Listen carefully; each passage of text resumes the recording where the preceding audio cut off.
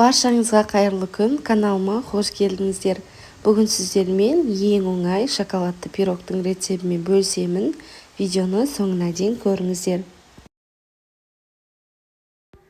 Ең алдымен бізге жылы сүт қажет болады. Сүтімізді қайнатудың қажеті жоқ. Жай ғана жылы болса болды. Енді 30 грамм какао және де 70 грамм қантты қосып, жақсылап араластырамыз. Қантымыз сүттің ішінде еруі керек. Енді таза құрғақ ыдысымызға 3 жұмыртқамызды жарып, және де қантымызды қосып, жақсылап миксерлейміз. Біздің массамыз әппақ болып көпіреу керек. Шамамен 5-6 минут миксерлейміз.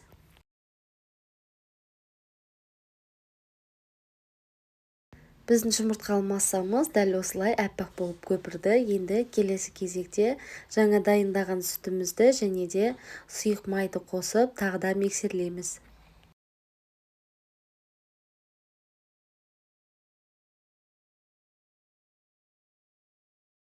Енді құрғақ қоспаларымызды қосамыз.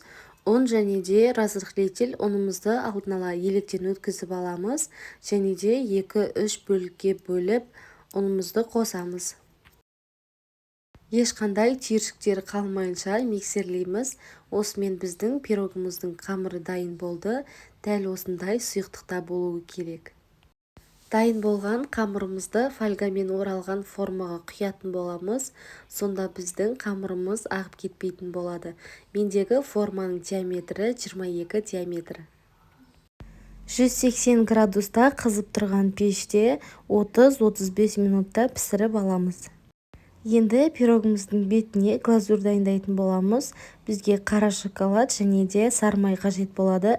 Микроволновкаға ертіп, осылай дайындап қоямыз.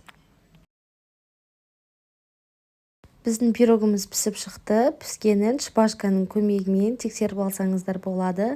Енді дәл осылай шпажкамен бетін тесіп шығатын боламыз. Сонда біздің шоколадты глазурымыз пирогымызға жақсы сіңетін болады. Және де пирогымыз одан әрі жұп-жұмсақ болып тұрады. Кез келген шоколадты пайдалансаңыздар болады. Рецепт өте қарапайым және де бір жасағаннан-ақ дәмді болып шығады. Пирогтың бетін әсемдеу ол өз қалауыңызша. Кез келген жемістер немесе мен сияқты грек жаңғағын пайдалансаңыздар болады. Осымен біздің нәзік шоколадты пирогымыз дайын болды. Тез дайын болады. Каналға қолдау көрсетіп, тіркеліп кетуді ұмытпаңыздар.